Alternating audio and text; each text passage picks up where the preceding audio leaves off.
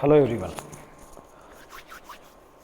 Apiculture के next video में आपके सामने हूँ।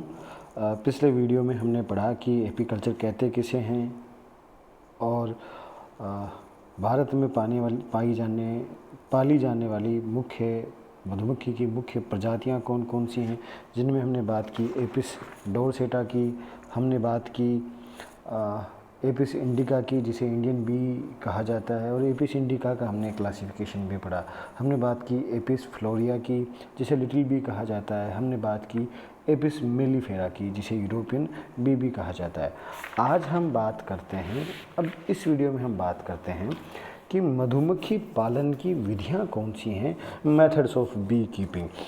मुख्यतः हमारे पास इस हेतु दो मेथड हैं।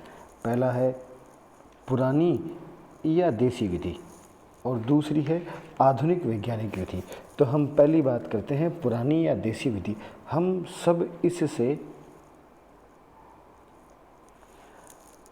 सभी को इस बारे में थोड़ी बहुत जानकारी ज़रूर है कि पुरानी देसी विधि से क्या होता है। हम सभी ने बचपन में, हम अगर ग्रामीण परिवेश से जुड़े हुए व्यक्ति हैं, उन्होंने मधुमक्खी का शहद निकालते हुए अपने बड़े बूढ़ों को देखा होगा। इस विधि में क्या किया जाता है, इस विधि में शहद प्राप्त करने के लिए कंडा या कचरा या घास फूस जलाकर जो छाता होता है उसके नीचे धुआं किया जाता है ना। जैसे छाता होता है उसके नीचे धुआं किया जाता है जिससे मधुमक्खियाँ उड़ जाती हैं और छत्ते को तोड़ लिया जाता है, निचोड़ लिया जाता है और शहद प्राप्त कर लिया जाता है। लेकिन क्या होता है, इस प्रकार शहद में लार्वा, प्यूपा, अंडा या उसकी देह के अवशेष भी शामिल होते हैं। तो इस प्रकार से प्राप्त शहद शुद्ध नहीं होता है, शुद्ध शहद प्राप्त नहीं होता। तो हमने एक बात क्या की, पुरानी विधि में क्या होता है, जैसे हम बात करें कि ये कोई एक छाता लगा हुआ है मधुमक्खी का, तो यहाँ क्या किया जाता है, इसमें किसी डंडे की सहायता से धुआं करते हैं या नीचे कोई कूड़ा करकट में आग लगाकर उसमें धुआं किया जाता है। आग से धुआं जब पैदा होता है, धुएं से मधुमक्खियाँ उड़ जाती हैं और मधुमक्खियाँ उड़ने के बाद में क्या होता है कि मधुमक्खियाँ जैसे ही उड़ेंगी तो ये जो सारे का सारा जो छाता है, ये छाते का एक कपड़े में इसको डाल लिया जाता है, डालकर इसको निचोड़ लिया जाता है। निचोड़ते हैं तो इससे शहद प्राप्त होता है। इस प्रकार शहद प्राप्त जाता है। ये देसी विधि है जो हम ग्रामीण परिवेश में आज तक आजमाते हैं।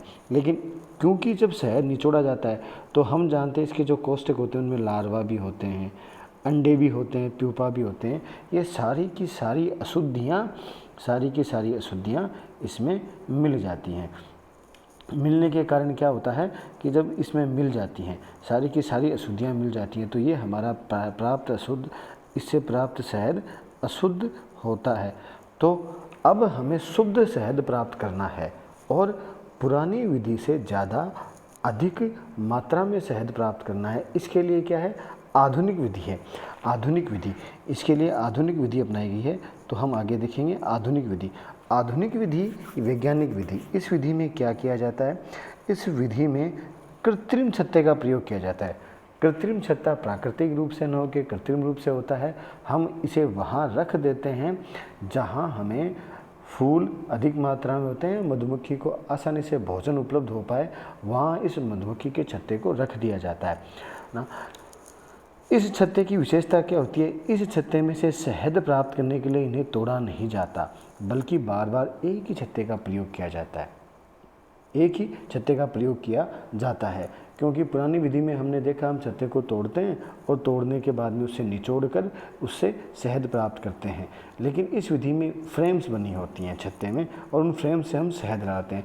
तो जैसे ही एक छत्ते का बार बार प्रयोग कर लिया जाता है, तो जैसे ही एक जगह का मौसम अगर प्रतिकूल हो गया है या अनुकूल नहीं है, या हमें वहाँ फूलों की संख्या कम हो गई है या मधुमक्खी को उचित वातावरण नहीं मिल पा रहा है, तो हम इन छत्तों को उठाकर एक स्थान से दूसरे स्थान पर ले जा सकते हैं। ले जा सकते हैं। इस विधि से जो प्राप्त शहद जो होता है उसमें न तो लार्वा होता है, न अंडा होता, किसी भी प्रकार का अवशेष नहीं होता। इस कारण हमें प्योर शुद्ध शहद प्राप्त हो जाता है।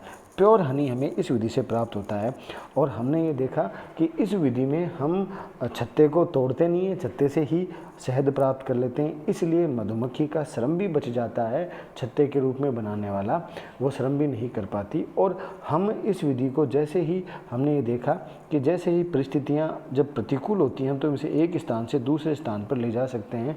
तो हमारे मधुमक्खी इससे जो शहद प्राप्त होता है, मधुमक्खी शहद उत्पाद होता है, उनकी हम निरंतरता बनाए रखने में सक्षम रह पाते हैं। तो हमने आज की विधि अभी इस वीडियो में पुरानी विधि और आधुनिक विधि दोनों को पढ़ा। आगे की वीडियो में हम पढ़ेंगे कि कृत्रिम छत्ता है क्या और इसके कंपोनेंट क्या हैं, इसको कैसे प्रयोग किया जाता है। तब तक के लिए धन्यवाद।